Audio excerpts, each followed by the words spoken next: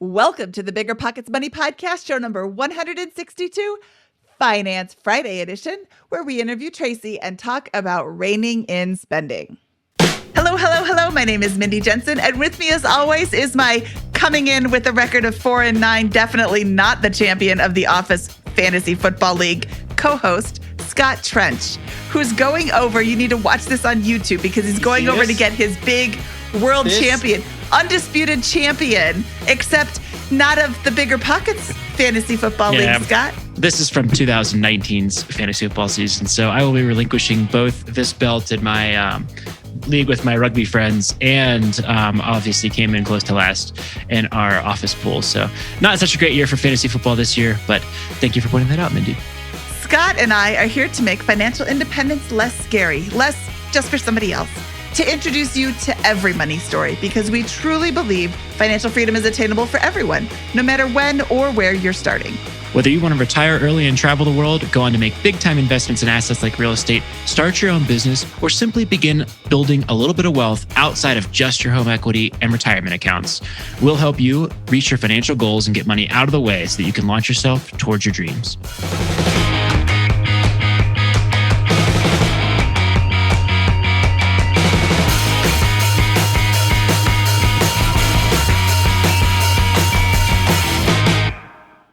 Scott, I am so excited for today's episode because Tracy is, I think, experiencing a problem that a lot of people have. She's a high income earner. She's living in a low to middle cost of living area. So she should be crushing it, but her spending is a little bit out of control. And the reason that I say a lot of people can relate to it is she's not spending $25,000 at a time. She's spending $100 at a time, $150 at a time. And when you make the salary that she's making, why would you even bother checking that one expense? Well, it's not the one expense. It's the one expense that happens multiple times a day or multiple times a week that is really starting to drain her cash accumulation activities. So I just think that there's a lot of people in her situation that are doing the same thing. Yeah, I think the consequence of doing it the way that Tracy's done it. And by the way, let's take a step back and say Tracy's doing great. She's got the income. She's got a net worth. I think we peg it at $800,000, a very strong retirement account. Lots of things going right. It's just a kind of, a classic example of this problem of, a person who seems like they're doing really well on paper, but all their wealth is in their retirement account or their home equity, and they just don't have a lot of the cash available to do investments like real estate or to have liquidity for a business opportunity or to otherwise have opportunistically available and feel like there's an abundance of money in the here and now. And so that is the problem that I think we're tackling with this episode. And I think the root cause is once that money hits your bank account, if you don't automate or have a plan for that money right away, it's just going to flow through your position unless you're controlling it and again, being very intentional about that cash. So, and that's what we talk about today, I think. And I think Mindy really has the meat of the tips on how to manage those kinds of decisions here. So thank you. I'm not going to suggest some fancy dancy app or newfangled techno gadget. I am going to go way back old school and suggest an old fashioned pen and paper to help Tracy out. I think that's going to be hugely helpful for her because it was hugely helpful for me when I did it. And it can be a long-term solution, but it can also just be really, really eye-opening short-term that leads to something else that's more convenient for you. Before we bring in Tracy, Scott, I do need to tell you, because my attorney makes me, the contents of this podcast are informational in nature and are not legal or tax advice, and neither Scott nor I, nor BiggerPockets, is engaged in the provision of legal, tax, or any other advice. You should seek your own advice from professional advisors, including lawyers and accountants, regarding the legal, tax, and financial implications of any financial decision you contemplate. Is that good, Scott? Does that cover the bases? Great. I think we really covered ourselves. Now let's go talk to Tracy about money. Tracy, welcome to the BiggerPockets Money Podcast Finance Review. I'm super excited for you to come on the show today. Yes, I'm excited to be here. Tracy is a single woman in her late 30s with an impressive six-figure salary in a low cost of living area. Her retirement accounts are going to make you drool because she has an impressive 15% company match. So it has a very healthy balance. Why is Tracy here today? Expenses. Tracy's expenses are just about equal to her salary. So today we're going to talk about cutting spending. Tracy, I am super excited about your story because I can totally relate to it. And I would like you to share with our listeners a little bit of your background, your salaries, your expenses, your debts, your investments, that sort of thing. Let's start with salary.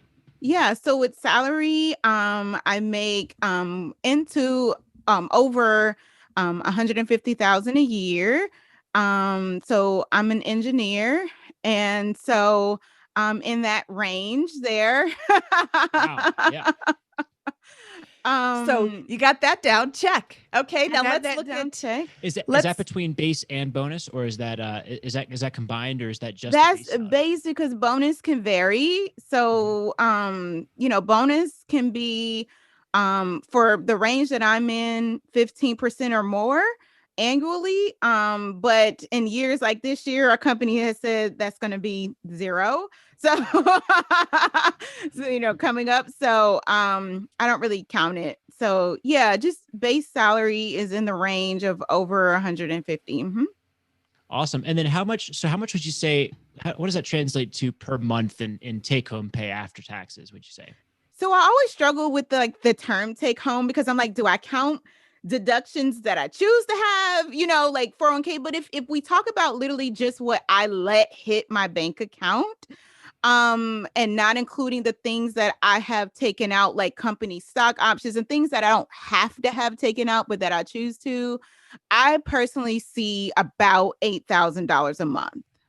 Great. So that means that you're investing very heavily in some really smart matching programs and the stock purchase programs, because what that tells me is you're taking out a lot of that paycheck for long-term investment with the Yeah. company. Yeah, Yeah, that's great. so as Mindy alluded to, so my company is very generous with 401k. They do an automatic 10%. It's not a match. It's whether you put in a dime or not. It's like we're going to invest that in you. So it was on a scale. So my first 5 years, it was 2.5%. And then the next 5 years, so years 5 to 10, was 5%. And then once you reach 10 years of service, all the way through until you're no longer with the company, it's an automatic 10. So they're And then dumping 10% into your account before you even get to the match. Is that what I'm before hearing? you even decide to put in a dime yourself, they are Awesome. putting Great perk. 10% in. And wow. I think BiggerPockets should do that too, Scott. Yeah, that I sounds like a think it's great perk. great. Yeah. and and then in addition to that, I personally, when I first started out from day one, was doing 10%.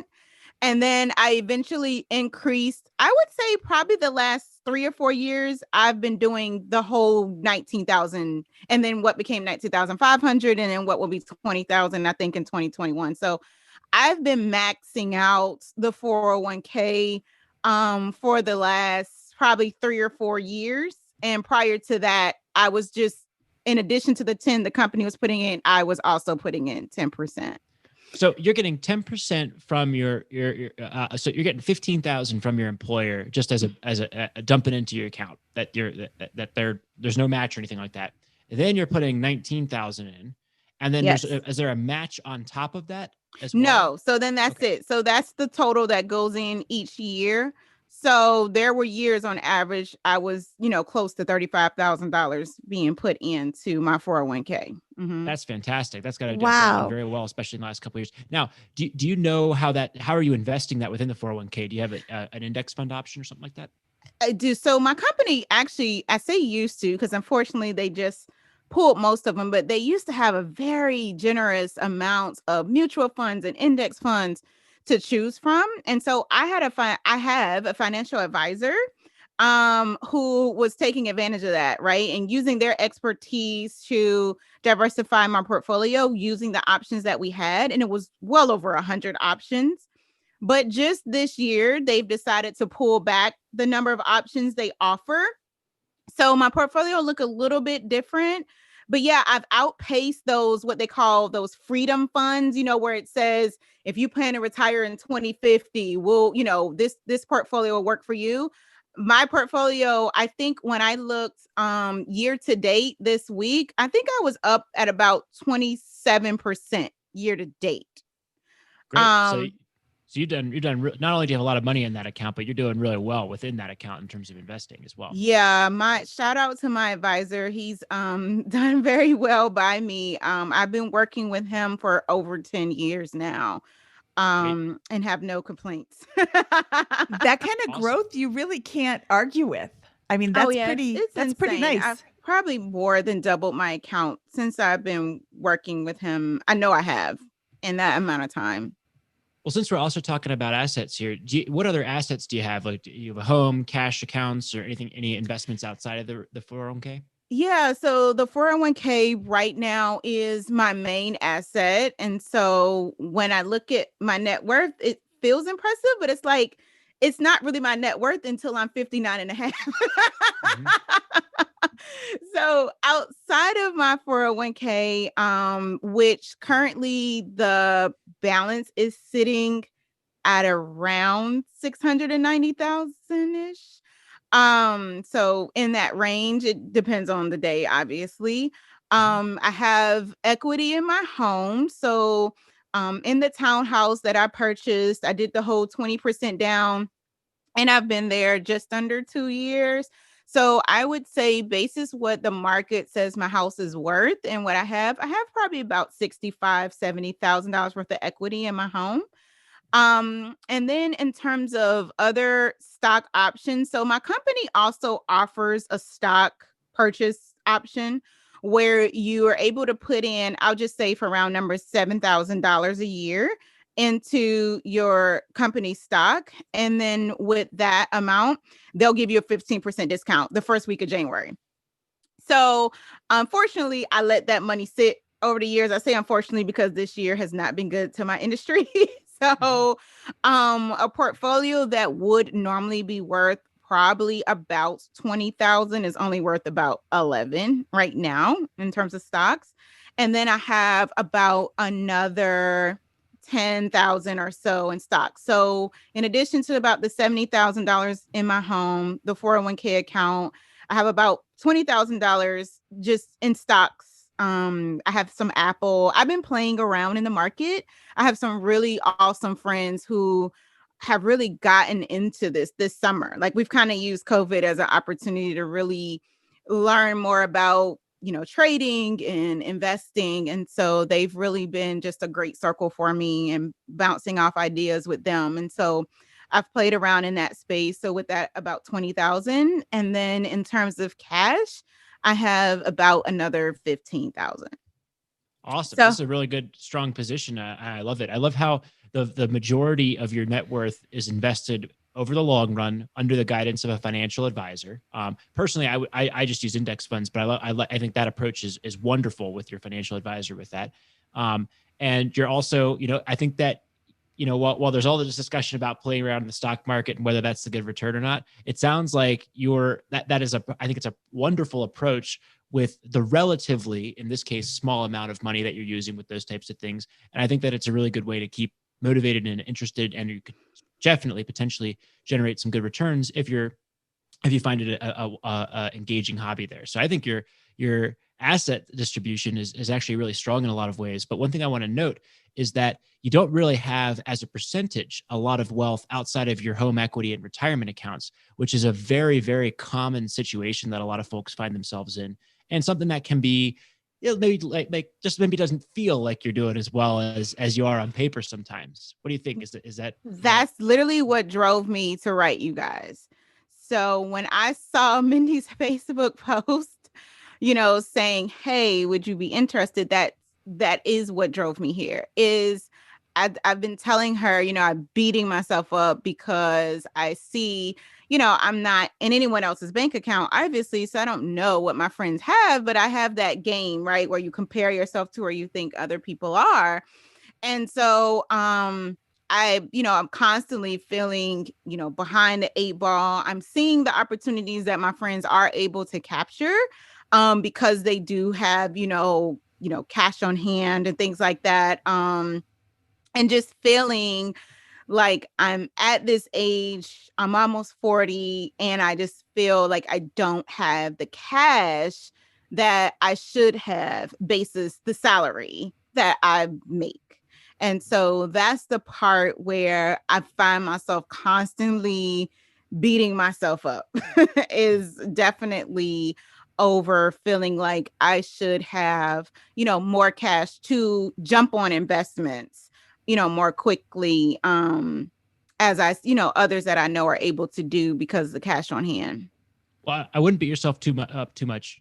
You're pretty rich, so things are going pretty well. You've made a lot of really good decisions with these types of things. But yeah, I think that that's kind of something that struck me when I was kind of starting on this journey was just I think that there's a power that comes and a control that comes with building some wealth in those other accounts, that this concept I like to call financial runway, that Mm-hmm. readily accessible wealth that's specifically not in retirement accounts or home equity, that enables you to have many more of those options and those types of things so that you can realize that power, in 3, 4, 5 years rather than in 15, 20 years at the age of traditional retirement. So is that kind of the goal, is to kind of think about how to, in addition to maintaining some of the great things you're already doing, begin building that excess runway or wealth outside of that home equity and retirement account? Yeah, that's definitely it. Like I said, I have been very blessed and fortunate to just throughout, from friends from high school all the way through college and those that I've made in my career, just surrounding myself with, women who are driven in that space, right? Building, we talk a lot about, residual income, and we have a lot of conversations about having diverse portfolios, and now the whole, fire, model and concept comes into conversations that my friends and I have. And so it's just really saying to myself, residual, I have a friend who will say, I have enough rental income. I have actually multiple friends who have enough rental income from investments to cover their normal monthly expenses. So their 9 to 5 paycheck, they're able to build that to get more investments. That's the type of, goals that I'm looking for when you're talking about how to build outside of the longer term savings. I'm looking for, having enough residual income to where I could replace, the money that I bring home on a monthly basis would be awesome. And then being able to use my income to then just build even more.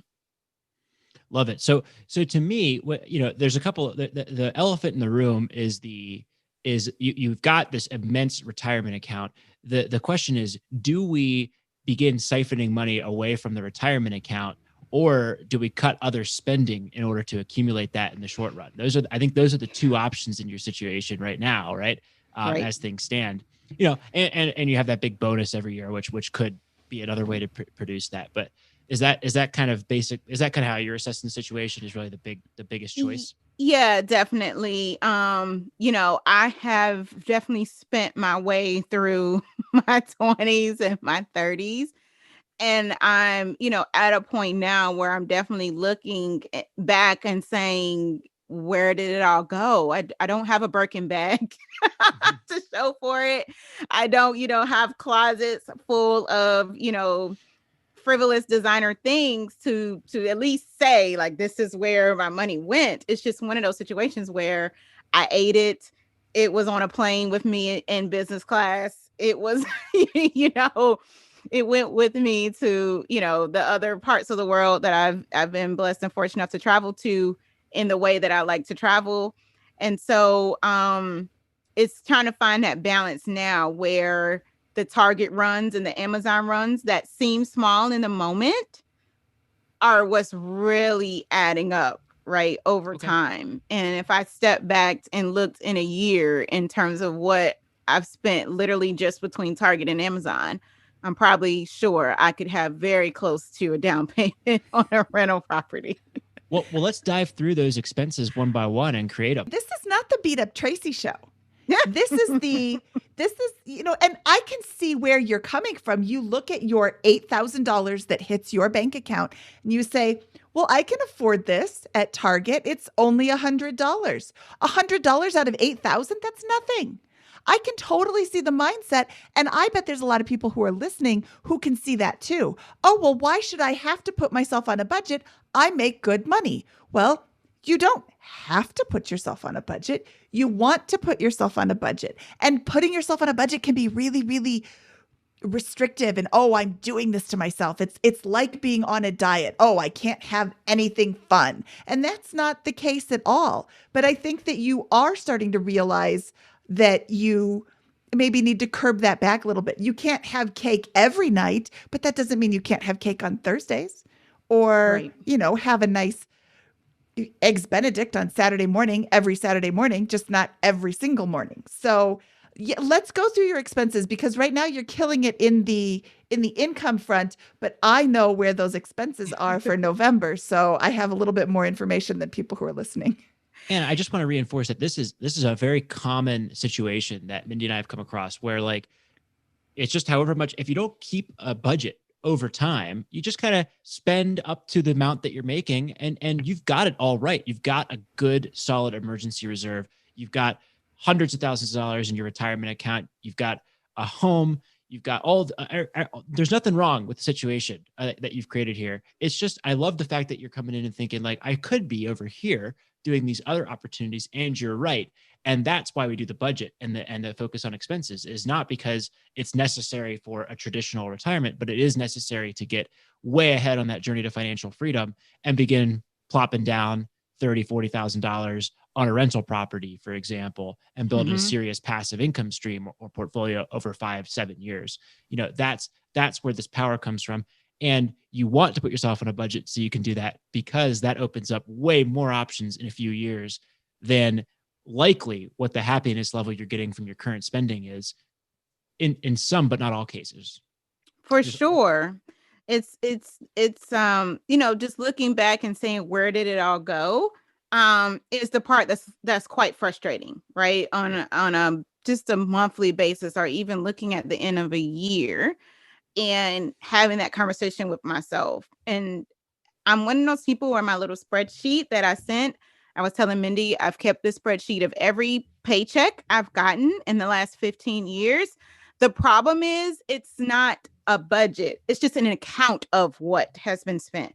So I can tell you what my light bill was in December of 2008. So I know like how much the bills were, but I can't tell you in that same month how much went towards food, or Target, if that makes sense. So I've used this spreadsheet to just keep track of each paycheck and, the bills that are paid out of each paycheck. But unfortunately, I haven't used it as a true budget or a form of accountability.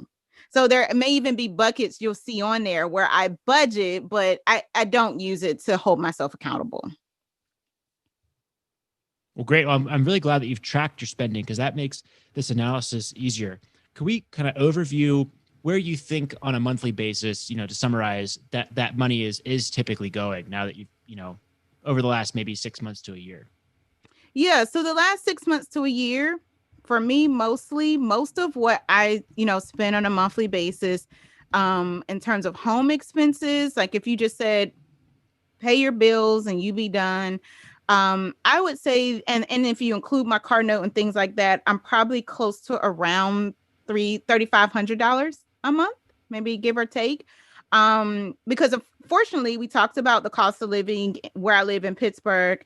I have a 3-bed, 2-bath townhouse. It's not very big. It's only about 1,400 square feet. But it was a newer condo when I got it, in the sense that it was less than 10 years old. And my mortgage is under $1,200 a month. Yeah, that's not So very significant given your income. no, correct. And so I've bought below my means in that respect, in terms of my mortgage.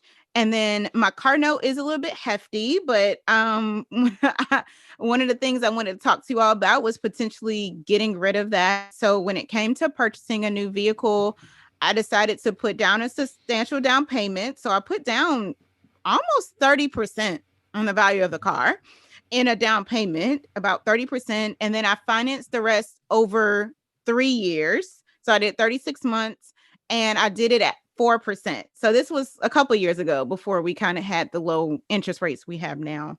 So I do still have a car note that I'm thinking about getting rid of. I don't have any other debt other than my mortgage and my home.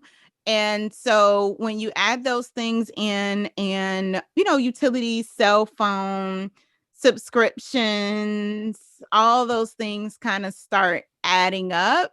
And again, I end up with about 3,000 to 3,500 a month in expenses. And how much is that car payment per month? It's 700.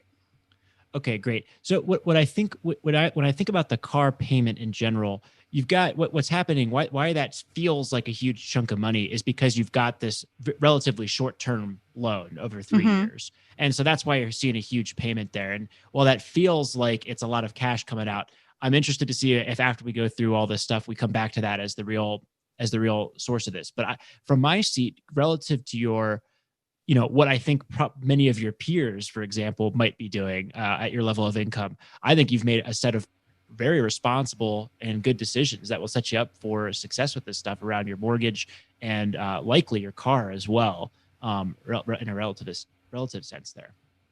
Yeah, so that's one of those things I was looking at to say, the end of this year, in the next couple of days, I could just get rid of it. Would that be wise? So that's definitely one area of advice I'm looking for from you all. Is it worth dumping the remaining balance, which is about $13,000, and then keeping the 700 a month, right? Or is it worth keeping the 13,000 and continuing to pay the 7? Outside of that, I do give myself an allowance, which is going to sound excessive to most because I think my friends think it's excessive. Is I give myself $800 every other week. Now, I don't break down what that includes. So that $800 is supposed to be everything that's not a bill, right? So gas, groceries, eating out, Target, Amazon. All of those things are supposed to fall, getting back pre-COVID, getting nails done and things like that. All of those personal care things were all supposed to be a part of this 800 every other week. So $1,600 a month allowance that I was giving myself. And the issue is that I have the Chase family of credit cards where the point system is pretty amazing. And so I justified using my card to earn the points, and I pay the balance. Like, I don't pay interest. But if I'm honest with myself, that would technically mean that the balance every other week would only be $800, even between the 3 cards. And that's the problem. That's not the case. I'll get to the end of the month, and now I'm having to pay $2,500, to keep the balance at 0 versus paying $1,600, so that's the problem too, is that I'm not on a cash system, even a debit card system. I'm using my credit cards for everything. A stick of gum. I'm using one of my Chase cards to purchase those things, and it's giving me more wiggle room than I should allow for myself. Got it. So this sounds like what I'm hearing is you've got 3,000 a month in what we call fixed expenses around your mortgage, housing expenses, car payment, those types of things, gas, all the kind of stuff that you need to run your household in a general sense. And then you've got 5,000 that's leaking through if we're talking about 8,000 in income after tax, more or less. Maybe, are you still saving a few hundred or a thousand or so a month after this in a general sense? Yeah, in the general sense. So all of that money that comes home, I do put some of that into savings, right? So I would say so it's 3,000 in basic like living expenses. And then I siphon off per month. I siphon off 600 into a travel allowance account. And then I siphon off 800 into a savings account. Just cash savings, high yield savings account.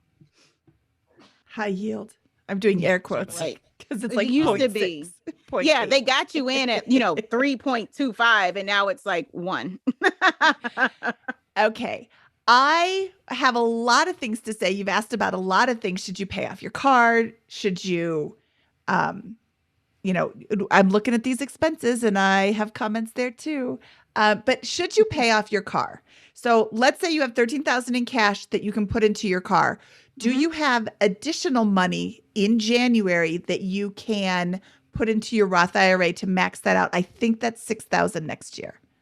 Yeah, so I think I would be left with, when I did the math, I think I would be left with enough to still have probably close to 6 to 10,000 in cash to where I could either fund a Roth or I can leave it as my 6 month living expense or whatever the case may be. So it would not leave me cash poor, so to speak, to pay my car off. It would still leave me with cash.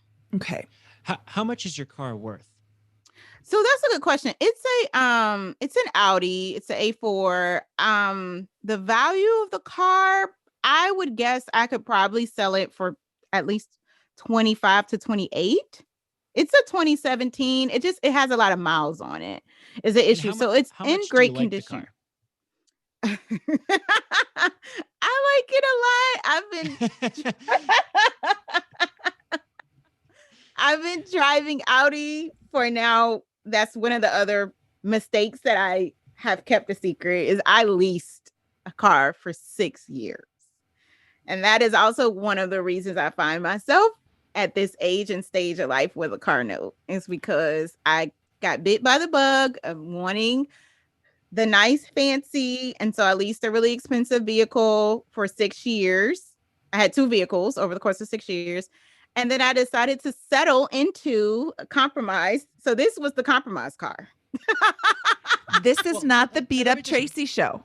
Great. yeah, So let me this just say, like this is all in the context that you have a net worth north of $800,000 before the age of 40, doing really well. So the Audi is not as a big problem for somebody who is just getting started and is trying to build that first 50 or 100 grand in wealth. That's a tough anchor on that. It's not for you. I was just wondering because it is an opportunity, but it is not the old. You can choose one of or a few of several levers here. You do not have to choose a cheaper car. You do not have to choose cutting back on your travel budget or whatever. But I think you're going to have to choose to cut back on some of those things yeah. and rank order, prioritize them and say, which ones of these do I like better than having that liquid net worth and my retirement account balance? And which ones don't I like better? Or which ones do I like better? And which ones am I, I'd really rather have a couple of those rental properties in that cash flow. I think Right.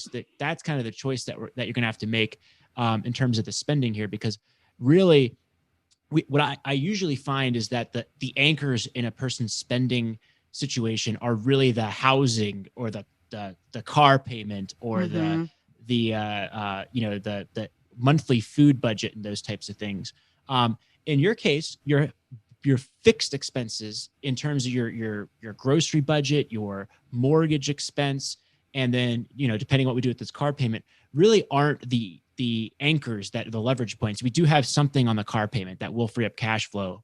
Depends on what cost we're going to talk about with that, but I think it's really in the discretionary spending piece here, which I think is really Mindy's forte is kind of dissecting those and moving through those, because I think, but so in your case, it really is that because we're saving $800 a month on 8,000 in income. And I think you could be saving for Mm-hmm. 3 to 4,000 a month easily. As long as you can have any of the things in your list, but I don't think you can have all of the things in your list and create that savings position. As Paula Pant would say, I'd afford anything. Yeah. So my go-to recommendation is track your spending. And I know that sounds so boring and so repetitive because I know you've heard me say this a lot, but that is going to be so eye-opening. And I don't even want you to get some fancy phone app. What I want you to do is get some really old school notebook. I know you're an engineer and you're all smart, but this is what you do. Get yourself a notebook and we'll get a big one. I've got a big stack of notebooks here. Hold on, I'm going to grab my notebook. Grab a whole size notebook and open it up to the very first page that doesn't have any writing on it. I've got so many that are just like, and make columns. Date, store, dollar amount, what it was, total. and start running every time you spend a dime on your credit card. Write it down. Anytime you pay a bill, anytime you do any money out of your pocket, goes on this page. And Okay. about 3 days in, you're going to be here on the page. And you're going to be like, wow, how did I spend so much in like such a short time? And then as you get towards the end, this is supposed to be for 1 month. So Yeah. when you turn the page on the 17th, the first time you're recording your expenses, you're like, oh, wow, I'm already on page 2. Oh my goodness. What is Mindy going to say? Yeah. She's not going to say anything because Mindy's not the boss of you, but Mindy is going to say, oh, no, Tracy's going to say, oh, I better stop, because it becomes a game. Yeah. And that's the part that was so helpful for me, was having this in my face. I know everybody listening is young and super hip and cool, and they use all these apps on their phones. I'm old, and I want it up in my face. And this, I put it on the kitchen counter, which is where I came into the house.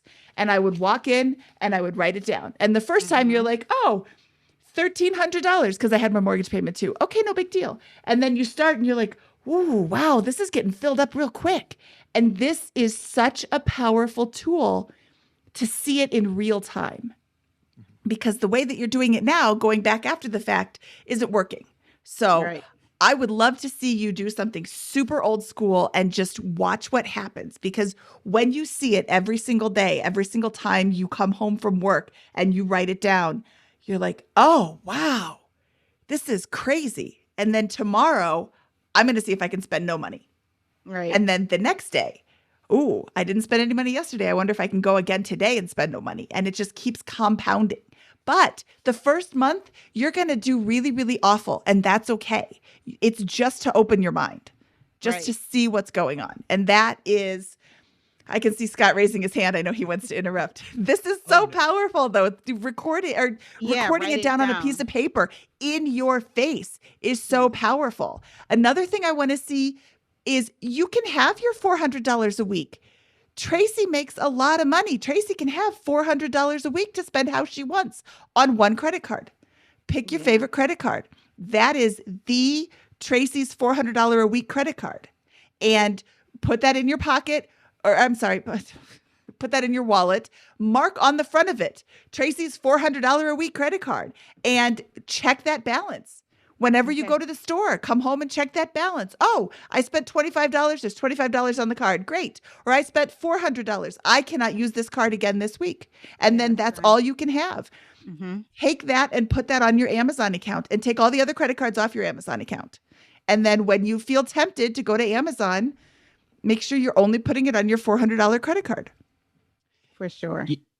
Yeah, as you're going through this, another thing, I completely agree with everything Mindy said there. I think that doing it in real time in your case will be very helpful, because I do the same thing as you. I track them in arrears, and that results in poor financial controls over my spending. I don't have as good controls as Mindy does over my household spending, because I don't do it the way that she does it. Now, that's not as I still spend so little in a general sense that's not really my lever, but I think that is for you. And I'd also consider, taking a leaf out of the Frugal Woods book, where they kind of cut back on everything pretty substantially, something that was unsustainable. And then they added back in the things that they really missed. Okay. Which could be something to consider. You're like, do I, if I spend January or February without most of this stuff, kind of really just kind of put myself in that position for 1 month, and see which of the things do I really miss and which of the things did I not notice. That will allow you to maybe put those things back in, and it may change your 300, 400, 800 every 2 weeks, whatever number that you peg, it may change that for you. And then I'm going to give a wild out of left field suggestion, and you can laugh it off and refuse it. But I would consider, renting a newer Corolla or Civic or something like that, and driving it to work for 3 days. It'll cost you a few $100, and you might be blowing it, but there's a chance, 25% chance maybe, that you're like, you know what, this really isn't that much worse than the Audi, and shoot, I should just probably buy one of these and sell the Audi, and that would have a thing there. So I think that if you're thinking about the car thing, that could be a solution there. And then after that, we will talk about I think the car payment and what we think is the right move there, whether paying that off or continuing to with the payments in a general sense. Yeah, a friend of mine before I got the Audi had definitely advised me just get something that you could pay for in cash. Mhm. Obviously, I didn't take the advice. Yeah. But that's what I was advised. And I definitely have other friends who have done that, right? They purchase their vehicles in cash, um, and are happy and content. Or I have those who, because they didn't lease or anything like that, they're now car note free, right? So they're driving without a car note. And so I do know that if I look back over the last 10 years in terms of like some of the bigger money pits for me, it has definitely been the vehicles, that I have chosen to drive through the years. Yeah, well, I just think if you do that in the context, for example, of a month where you're really just cutting back and just experimenting and seeing what life is like without that very large weekly, allowance or twice monthly allowance, and as part of that, you also try out a different car. That may help you make the decision about how much you value the nice car in relation to some of those other spending things all at once. That way Mhm. you can just choose which ones you want to layer back in or keep with those. And I think that might be a helpful exercise alongside the writing down of all the expenses that Mindy says. I would definitely write down the expenses first and then kind of potentially think about that extra month. But I also think the other part of it is when you zoom out and you look at this from a vision perspective, there's no reason why after you make some changes and track these things that, again, you're not accumulating 3,000 a month.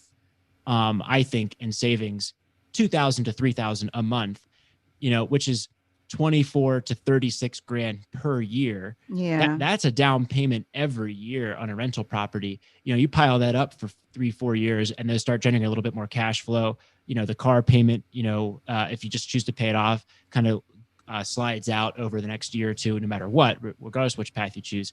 Now all of a sudden you're saving 4,000 a month. Then the Yeah. snowball continues. Now maybe a raise comes in, a bonus, a big bonus. Now we're saving 5,000 or 6,000 per month.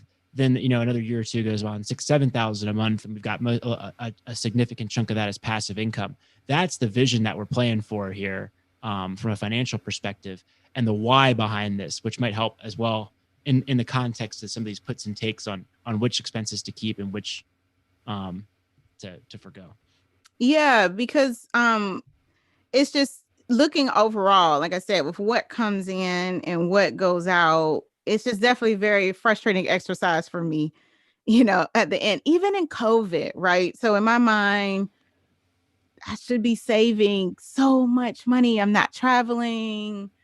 I'm not, going anywhere. And honestly, guys, I did not just have this knock the ball out of the park year in terms of savings, because every other day the boxes are showing up at the door from Amazon with something, from Target with something, So, as much as I would like to have thought that this year of any other years, would have been the year, that I could, save, it really put a mirror up to my spending habits, because even sitting at home, I did not just pile up and stack up, lots of money in cash. And I get so, it. You're not yeah. the only one who did this. It's so easy.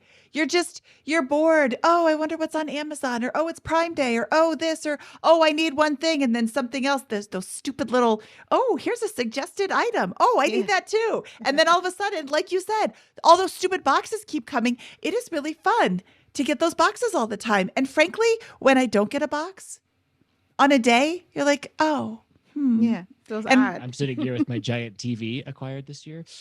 So oh, the giant one in the back. Yeah, that's yeah, that's pretty amazing, Scott. yeah, in the same And boat. No, but I think one part of it though is also maybe accountability is Mhm. another thing here, and it's going to be difficult to pull this off maybe by yourself over a sustained period of time. Well, I think you could definitely do it for a couple of months following this episode. Maybe perhaps something to consider also is, and this is a suggestion actually Mindy wrote down earlier in the show notes, so I'll give her credit.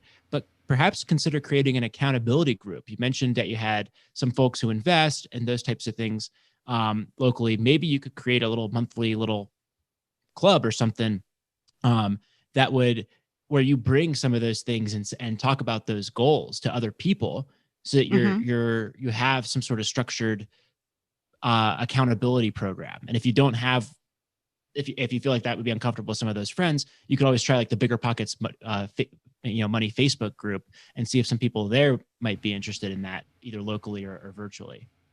I have friends that I would completely trust who have volunteered to do this before, but because I knew they would do it very, very well, I turned down the offer multiple times. Now it's time to call them up and take them up on the offer. Yeah, the friends, I definitely, like I said, I have been very blessed and fortunate to have surrounded myself with just very intelligent, successful women, and there's plenty of them who would literally, that I would trust with, my personal information, and that would truly, with nothing but my best interests at heart, hold me accountable. And I've been running from them because the offer had been made, but because I knew that they would really do it and that they would really do it well, I wasn't ready. But now I'm definitely at the point where it's like, okay, you've tried it your way, your Excel spreadsheet, and I've done it all. I've done Mint, I've done Personal Capital, all the apps and things like that. I've done it all. And now it's at the point where, I've done everything but the envelopes, method, the Dave Ramsey envelopes. I've done everything but envelopes, but Minnie's telling me to go back to old school paper, and I can do that and then share that with those friends so that they can be like, you didn't need that. And let's also point out something here. There's this problem, I think, in America in general, where money is taboo to a certain extent. It feels like a competition. You feel inferior or whatever when you're talking to other people about money and these types of things. You're doing great. You are doing wonderfully with your financials and those types of things. And you imagine how many people are listening to this who aren't coming from a position of financial strength the way you are, who think about that. Like, no, the goal should not be to compare or all these other things. It should be, here's my current situation. And Mindy calls it, it's me against the world. It's not me against this person or whatever. It's me against the world. It's us in it together. And it's progress, not perfection. There's nobody we've ever talked to who's been perfect with money. Mindy and I certainly are not perfect with money, not close. And so it's about just, where am I at right now and how do I improve? And my life becomes better as I improve. And there's no such thing as perfect. Even if there was somebody who was theoretically perfect, there's so much art to how to invest and think about, savings or whether to buy versus rent or whatever, that it's impossible. So it's just progress, not perfection, and making sure that it's a healthy, fun environment that's focused on just getting better each month rather than a relative comparison or whatever. But I think a lot of people have that problem when it comes to talking to other people about money, because you might be comparing yourself to someone you think, they might not even be this way, but you might think has more wealth or is doing better than you on that. Because I'm definitely not in anybody else's wallet or bank account, but just seeing kind of the habits and the decisions my friends have been able to make, the positions they've been in to make in terms of investing, or the wiser decisions they've made, like I said, with paying cash for vehicles and living below their means. I've just had really great examples, and just very fortunate to be surrounded by friends who don't encourage my foolery and would definitely be willing to hold me accountable in that space. It's just been really good to surround myself with that kind of sisterhood, and that type of environment has just been very helpful for sure. Yeah, I love your friends. Tell them I said I love them. They sound really, really supportive. And that's really what you need. You need somebody who isn't going to be like, Tracy, this is the dumbest thing on earth. You need somebody who says, Tracy, this is something you didn't need. So next month, let's, fix that. Something, when you were telling your story, something jogged my memory when we interviewed Rosemary Groner way back on episode 4 from The Busy Budgeter.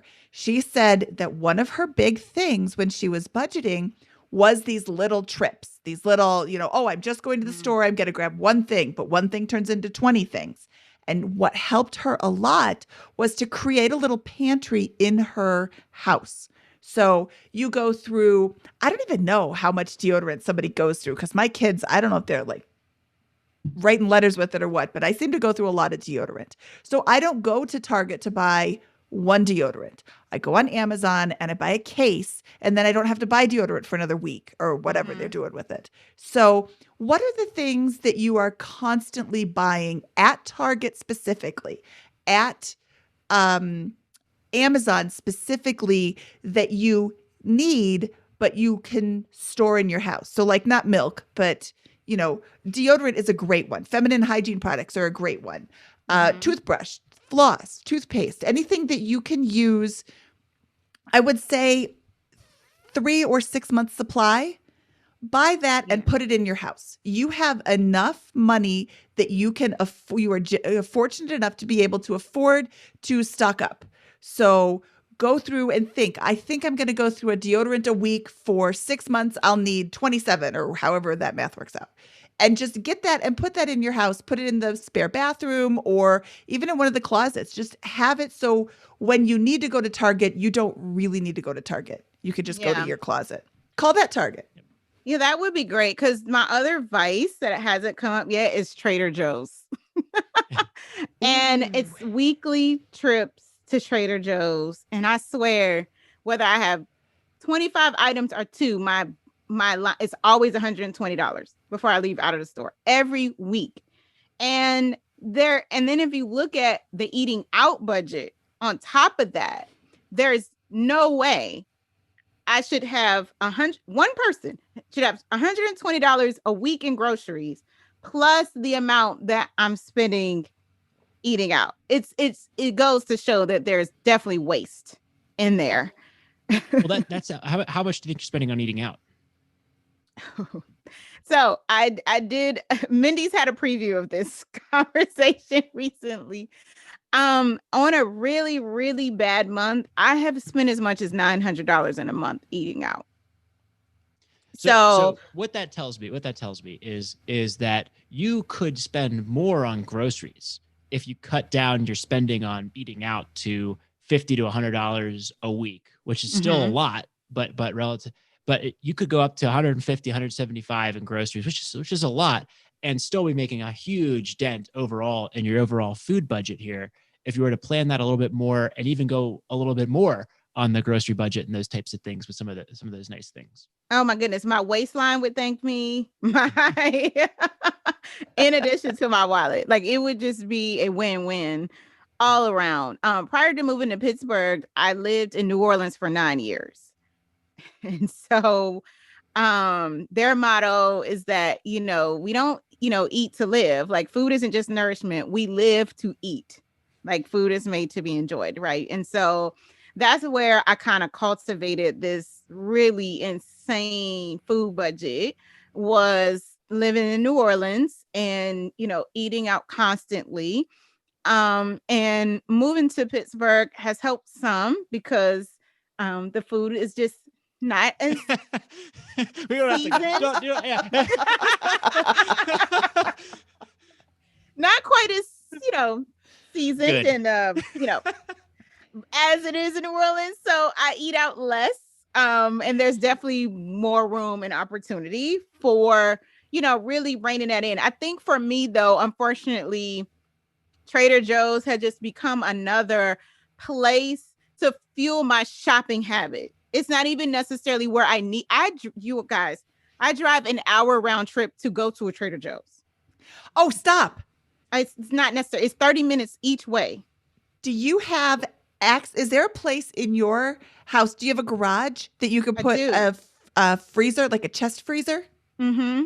Okay. There's a chest freezer at Home Depot right now for like $199 or $250. I can't remember which one. It's a nice sized chest freezer. Yeah. fill up the bottom with ice because you don't need that much space to fill with food. Fill up the bottom with bags of ice and then go to Trader Joe's once a month. Yeah. Go out there, know that you're going to go once a month. It's going to be a larger expense, but fill up that freezer with Trader Joe's food and then go shopping in your freezer instead of going shopping at actual Trader Joe's. An hour, you didn't tell me you drove an hour round trip or one way? One way is 30 minutes. So just Okay. around, just there and back, you've already wasted an hour, and it's become like a little cult thing. So I'm in this. Well, that's how she gets her BiggerPockets money in. I know, right? It's that's how I listen to my podcast, right? So I'm in this group that I just love. I call it jokingly a cult. It's called Black Girls in Trader Joe's. It's a Facebook group. They have merchandise. It's amazing. And it's a whole thing. And you just go, through there, and I'll be in the store in the Facebook group. What did they tell me I need to try today? Well, just think about how amazing your contributions to the group are going to be when you do this enormous run once a month. I know. Instead of these littler ones every week, it's going to be, yeah. I have to dial it back. And let's look at, instead of going all in and going once a month, go once every 2 weeks at first and see how that feels, and see, did I get enough things for the week? Oh no, I should have gotten more of this or that. But wow, 30 minutes to Trader Joe's. That keeps me from going to Trader Joe's so much because it's 30 minutes away. I know. I don't want to be in the car that long. Let's go back to the car loan thing though, because I know that was one you specifically had, and I think it's helpful now to revisit that with all this other context we've had. So one of your questions is, I think you have $13,000 balance and a 3.5% interest rate on that car loan. Is that right? Yeah, 13,000. I think 4%, unfortunately, is my current interest rate, and so the note is $700 a month, and I have another year left on it. Well, March will be a year. So I have about 16 months left on the car note. So I'm at the place where, like I said, I could literally click a few buttons today and be done with it, and then say, okay, now I have this extra $700 a month to save or do, invest in with, or do I, hold on to the $13,000 and just still pay the car note for the next year? Okay, so let's put this in perspective here. 4% of 13,000. This is how much interest you're going to pay over the next year is $520. Okay. Right? So this is I think a good example of one of those things. Like it seems like it's a big decision, but it's really not. You're really talking about, do I say $500 in interest, or do I not? Right. Yeah. That's the context of it. In your case, I think you've got an emergency reserve of about 15 grand is what I heard. Mm-hmm. And your goal, I think, in general, is to save up for a rental property in the next two years or so. Is that also right? Yeah, and the next year or so, hopefully, I would have the 30,000. So yeah, in terms of cash right now, I'm looking at having once my company stock purchase comes through, because I'm not going to hold on to any more shares of that. So basically, by the end of January, I'll be sitting on about 30,000 in cash plus the 20 some odd thousand in stock. So that's before I paid the car off. So I have about 50,000 I could play with if I wanted to. Okay. And when do you think your timeline is for buying a rental property? Do you think it's going to be in January, or do you think it's going to be closer to the end of next year? Middle to end, because I really, want to, all the learning I've done with BP, I want to be smart about it. It's more than just having the down payment, that I've learned from you all. So really, for me, now I've also talked about investing with friends. So it could be sooner, just because I wouldn't be the only one carrying the entire, set of expenses. So in that case, it could be as soon as 3 to 6 months. Okay, great. So here's how I think about it. If you're going to have 30,000 at the end of January and you're going to invest at the end of next year, there's no point in paying the 3.5% interest. That you might as well save yourself $500 and pay off the loan now, and not be arbitraging a 3.5% interest rate for the 0% or close to 0% you're going to get in your checking account while you wait to invest at the end of next year. If you're going to invest sooner and need the money, In that case, you shouldn't pay off the car loan because you'll need it there. But if the timeline were longer, 5 years, I think it'd be an easier decision to say, don't pay it off right now because you'll want that cash sooner to invest. But since you only have 1 year left on the note anyways, you're going to pay it off over the course of the next year. To me, I think the move is just pay it off now, save yourself the interest. If you're not gonna if you're not gonna use those funds, that will slightly dampen your emergency reserve, but it also sounds like you're not gonna use it right now. Right. So. Yeah. It's not something that I know. I don't feel like I would be prepared to pull the trigger in January. Right. So for me, it would just be an opportunity to be rid of that debt. Because honestly, the plan was to have done it in January of last year with that company stock I had sitting. So, like I said, that stock today is only worth about 11 or 12,000, but in terms of value, and when I purchased it, it actually was worth 25,000, and that's what it was at in January. So I said, "Oh, I'll wait a few weeks, to sell it and pay the car off." And then March happened, right? The world stopped, the market crashed, and I never recouped that money. So it's kind of living in that, regret, right? Of saying last year I was going to pay it off, and then the money got tied up and, didn't.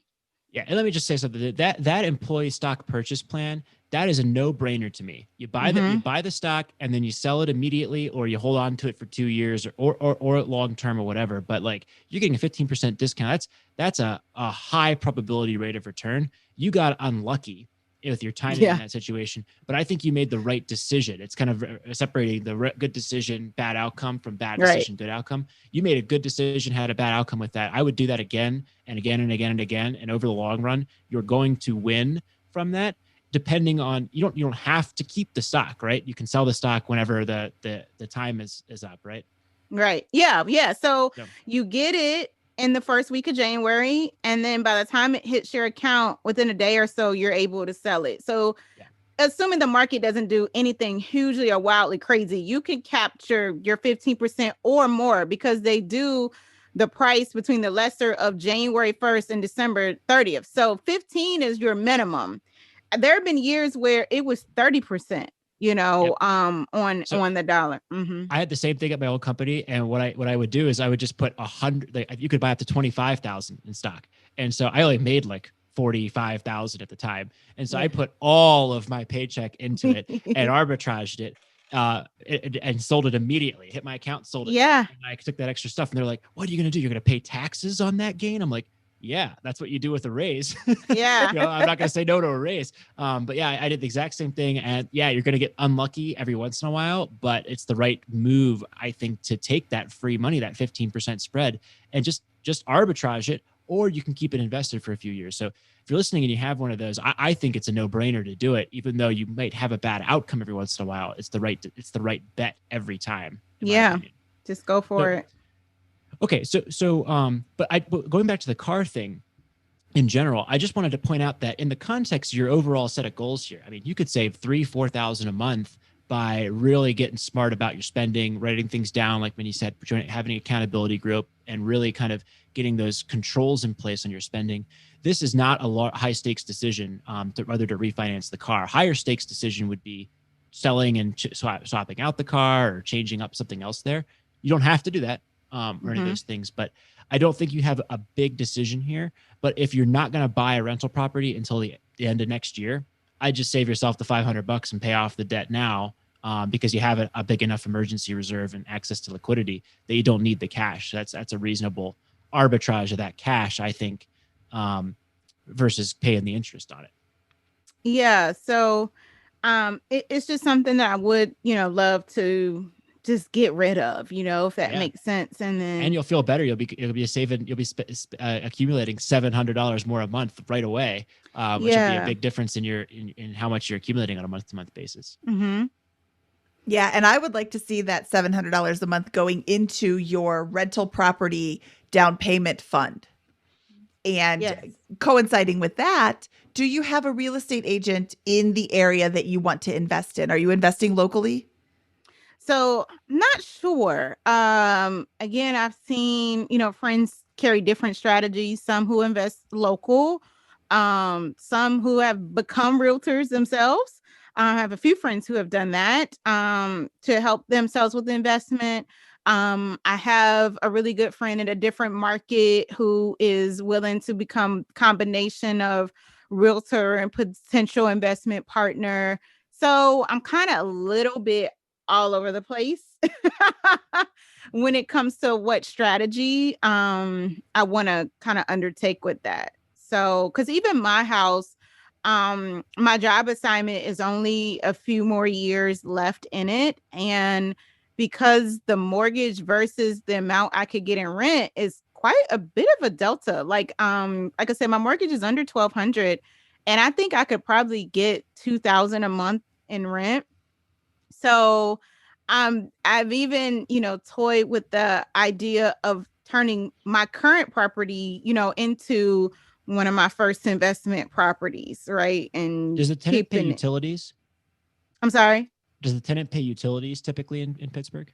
They do. They pay their own. So, I wouldn't, it's one of those deals where it literally would be someone renting the house as if almost like they owned it, right? They would have to get their own electric, their own gas, That's a everything would pretty be in their name. Um I would probably even have them pay the HOA. yeah. That's a pretty good spread there. Like if your property's, it sounds like worth around 200,000 ish, you put down 30% and you get a $1,200 mortgage, tenant pays utilities and HOA. Now you've got, $800 difference there. I think that covers CapEx, vacancy, a little bit of maintenance, those types of things. And you've got a reasonable cash flow with that. That seems like back of the napkin, very, a pretty reasonable place to go. And you probably didn't buy your place to optimize for a rental. So you probably could do better than those numbers in some Right. parts of the city. And that's the other thing, trying not to beat myself up, as Mindy says I should not. But when I'm talking to younger people, that come into my company, the first thing I tell them is about house hacking. Like, don't, make sure your first property generates you income. Like, I'm the person preaching that now because I'm thinking back to my 20s, right? And this is my second home that I've owned. And just thinking back to how I've made those decisions and what I wish I could have, done differently. I would have purchased a duplex. I have friends who encourage getting a roommate. A trigger I can't quite. And that's okay. You don't have to get a roommate. But what about a duplex? It's not like you can only buy them when you're 20. You can buy them when you're 38. Yeah, you already and live in a townhome, so it would be no different than living in the current townhome if you bought the. I don't know how many townhomes are in your. About probably close to 70. Mm-hmm. Oh, okay, 70. So yeah, but if you could find a fourplex, for example, there might be one that's very comparable to where you live, and you just happen to live in one of those units. Now it's a whole other another thing there, but I think it's all worth considering in the context of your overall spending. And you're like, do I really love that $800 every 2 weeks allowance and still want to save? Right. If so, do I like that more than the car or the way I'm living in my household right now? Again, you can have any of the things that you want. You can have all the things you want, and you're still going to be a multimillionaire by the time you reach traditional retirement age. But if you want that extra stuff, I think that's where you're just going to have to figure out which of these trade-offs do I want to make, and which ones mean more to me. Is it that the house, the car, the discretionary spending, the restaurants, the groceries? You've got a good set of options there, and you just got to cut some of them and keep the ones you really like with those. And that's the real meat of the decision, I think, that you're going to face. And I'm interested to see what you end up choosing. Yeah, I'm definitely, and this, just doing this podcast with you guys hasn't come at a better time, right? This is, everyone's making their resolutions. I'm looking back on the last year, looking forward to what I want to accomplish in 2021. So I really, the timing for this is definitely perfect for me, in terms of the space that I'm in, and, in terms of making decisions about, what I want to do to go forward, so that I don't look back on another year and feel like I didn't, reach my goals. And I had a friend that just asked me straight up, like, what is your goal? Like, what are your financial goals? and that was a conversation we were having literally just a few days ago. And they're like, you know, you've put all this money into your long-term savings, but you talk about wanting, rental properties. Is there a way for you to, go a little bit differently about what you're doing? Because I was like, oh, now if I pay the car off, I could put that 700 into a mutual fund. And they're like, but what is your goal? What are you stashing all of this money for retirement for? So they weren't discouraging me, of course, from maxing out the 401k, but they're saying, now you're talking about putting even more money into long-term savings beyond that. Is that really wise? Is that really getting you towards your goal? The goals that you really have. And so I thought that was a really good challenge. Yeah, I think that's smart, because you have a good retirement situation. Even if you don't contribute anything, your company's contributing like 15 grand a year to your retirement account, which is more than most. You're going to have well over $1 million, depending on how the returns go, maybe close to 1.52 million by the time you hit traditional retirement age, even if you stop contributing to them. I'm not saying to stop contributing to retirement accounts, because I don't think you need to. I think you can have all the liquidity you want and all the rental properties you want while continuing to max out your 401k, given your level of income. But if you were to do this exercise and decide, I don't want to pay off the car early, I don't want to give up any of my discretionary spending, I don't want to do any of those other things, that's when I think the discussion to stop maxing out the 401k might kick in, as long as you were to use that towards these other financial goals. But again, I just don't think you need to go there, because given your overall situation. Yeah. So I'm definitely looking forward to implementing that, using my notebook and writing down my expenses, allowing my friends who've already volunteered to hold me accountable, allowing them to hold me accountable, and looking at the car situation, taking that seriously into account, and just kind of really going into a new year with a different outlook on how I spend.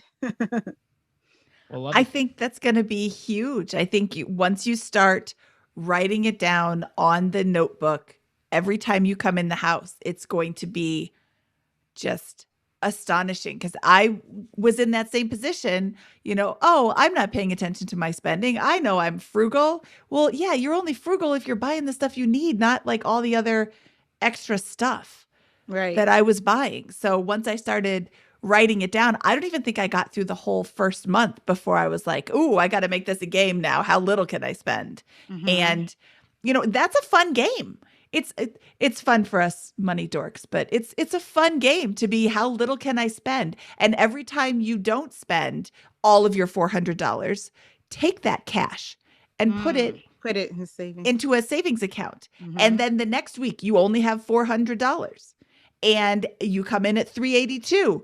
Take that and put it in the savings account. And then the next week you'll be like, "Oh, I'm going to come in under 350." And then the next week I'm going to come in under 300. And the pantry is going to help a lot. Having your own little personal Tracy's Target right at home is going to be super helpful, because you don't go in and grab just one thing that turns into 20. And that is, I don't know if, I'm sure everybody listening can understand that, because you can't come out with Target with one thing. You can't. It's like a law. I do. I want to shut up, Scott. See, this isn't about you. guys, you have to do that. It's impossible. And I've even just psychologically, like the little things, the triggers, I've said I was going to delete the Amazon and Target apps off my phone. Oh yeah, do that. Delete them off, because the few clicks of a button just make it so insanely easy. So just little things like that, if I make it, more difficult for myself to be able to access those. And then I like the idea of going down to one card, because, spreading it out over multiple cards allows it to get out of hand very quickly. It does. It really does. And, as you start to pay attention to where your spending is going, it gets easier to, it doesn't feel like such a burden. It doesn't feel like such a chore to, oh, I can't do anything fun. Then it does get easier. But like, I think we need to recap that you're doing awesome. You really are doing fantastic. And I Thank don't remember you. who said this, but I thought it was so powerful. Don't compare where you are to where somebody else is because they started at a different time. They've had different circumstances. They've made different choices. Start where you are. Compare yourself to Tracy last month. Tracy last Mhm. month spent a lot of money. Tracy this month didn't spend so much. Yay for Tracy. Tracy next month is going to spend less than Tracy this month spent, and on and on and on. And sometimes Tracy next month does spend more because she has to replenish her pantry or whatever, but it's a more intelligent, uh, thoughtful spending process because now you're paying attention. And I am going to just give a big confession. I haven't tracked my spending in months and it's getting out of hand. So starting January 1, we are back Be to on it. the spending Yes. tracker. And I don't do the notebook anymore. I do the app, but it's the personalized app from the Waffles on Wednesday couple. Ah, okay. But that's right on my home screen. And anytime I'm like at the cash register, I'm like, I know I'm taking up time, but I'm typing it in right then and there because I'll forget. Yeah. So, and then I know I have to share it with my husband, and I don't want him to ask me why I spent so much money. So I just don't spend it. Well, And that yeah, makes it help. That's helpful. again, to recap kind of all the things we discussed today, like, again, you're doing fantastic. You've got a strong net worth, a really good retirement account situation. You've automated the huge parts of building wealth, and that's where you've been really, really successful with those types of things. Your income's great. You got a bonus, which you do not depend on for your spending and those types of things. You got an emergency reserve, house, your car is almost paid off. You're a year out from that. I mean, things are going really well overall.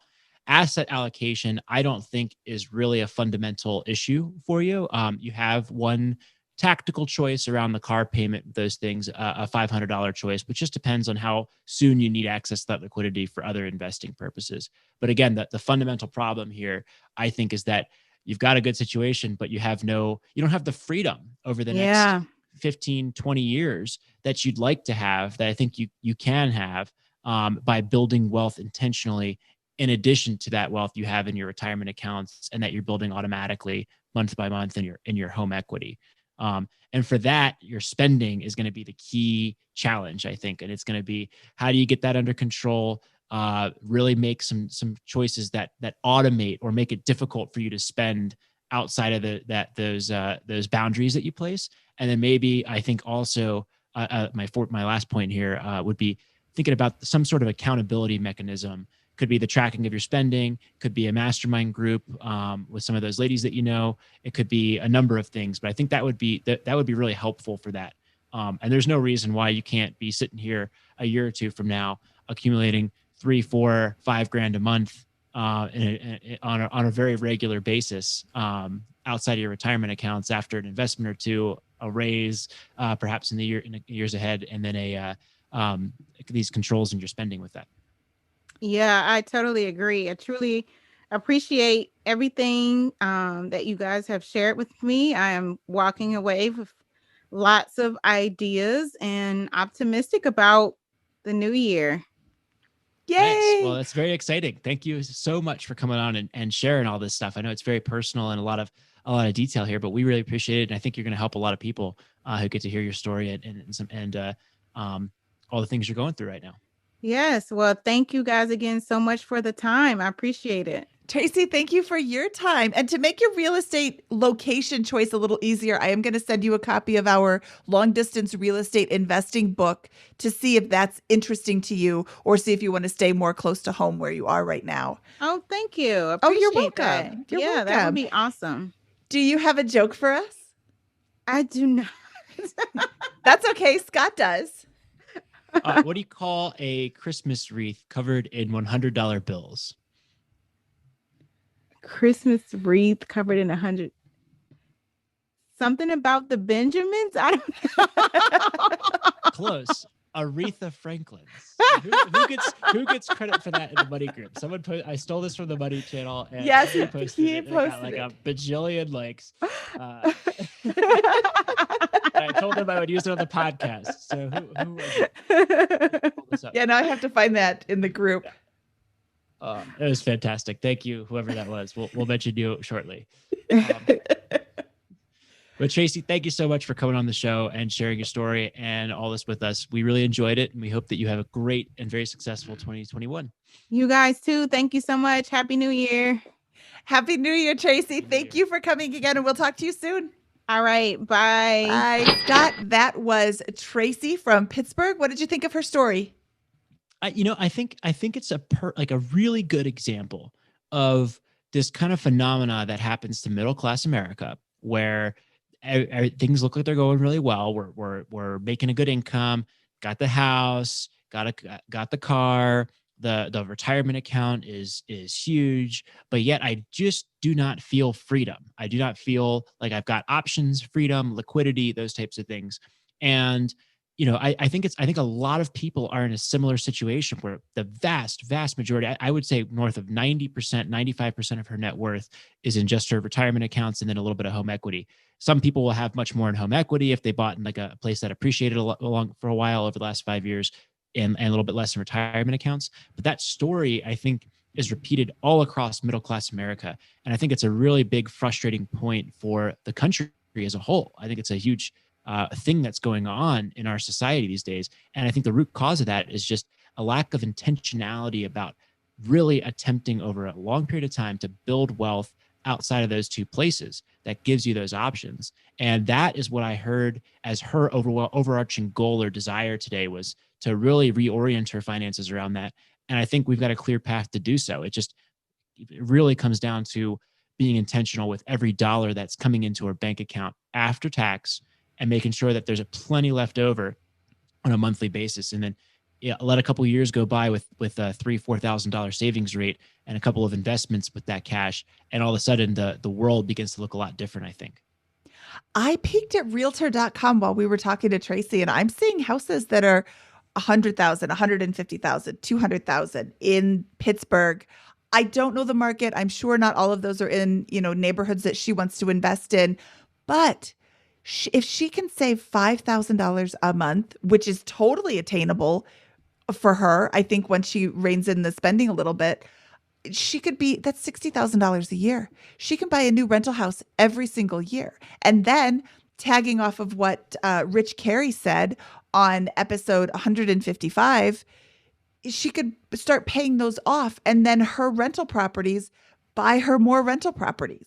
He has 20 rental properties in Alabama that are all paid off, and he's having a great time with it.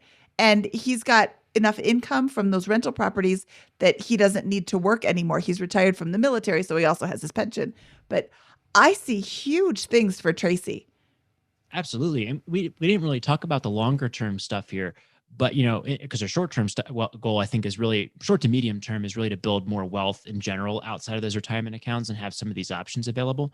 But long term, we just talked to the mad scientist, and he had some great points about how, look, if you want to retire early, traditional retirement is part of early retirement. And she's got all that money in the 401k. If she were to really begin backing into some of these things and looking at some of those more advanced things that we talked about with the mad scientist, she may realize that she's really not that far away from being able to retire in a general sense with the 700,000 or so in the retirement account, and some of these, Roth conversion ladders and all these other types of things that the games she could play. There could be some really good options in her future there. And I think it just comes down to, now she's got to really focus on buckling down and building that wealth outside of those retirement accounts to bridge that gap between today or whenever, if she were to make that a goal and want to retire early, and then traditional retirement age. Another thing I think that's going to be really critical to her achieving that goal is that accountability piece. And it's something we haven't really thought of or considered here, but I'd encourage you, if you're interested in something like that, or feel like that would be helpful, to go on the BiggerPockets Money Facebook group, and we will start a thread when this episode releases, which I believe is January 15th. And we'll go ahead and have a little discussion there and see if anybody else is interested in creating a little bit of an accountability group. It could be a little virtual one with a couple of people across the country, and we'll see if that works and if people like them and they're helpful. I love that, Scott. And she said that she's got friends who have offered in the past, and she wasn't ready in the past. Now she is at a point in her life where she's ready and she wants to do this. And I think it's so important to note that if you are ready to do it, that's the best time to start. Don't listen to this episode and think, oh, yeah, I should probably do that. I guess I'll do it. if you're ready to do it, you're going to have so much more success than when you feel obligated to do it.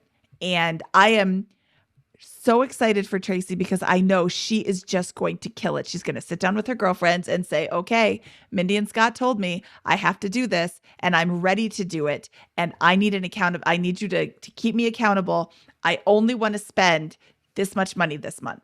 And they will help her out. And I think it's so fortunate she has those people in her life. But yeah, like you said, if you don't have those people in your life, because it's kind of hard to find people who have the same money values that you do or who will be willing to talk about it. We've got a whole Facebook group full of people who have the same money values that you do or similar and would love to talk about it. They don't have anybody in their life either. They can't wait to talk more about it.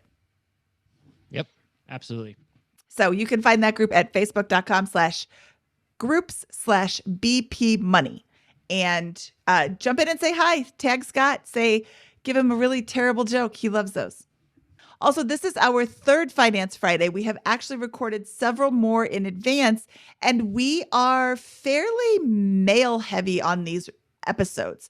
Not that I don't love the men, but ladies, please reach out and let us review your finances too. I don't want you to think that you're not welcome in the Finance Friday episodes. We love the ladies too. Does that sound Absolutely.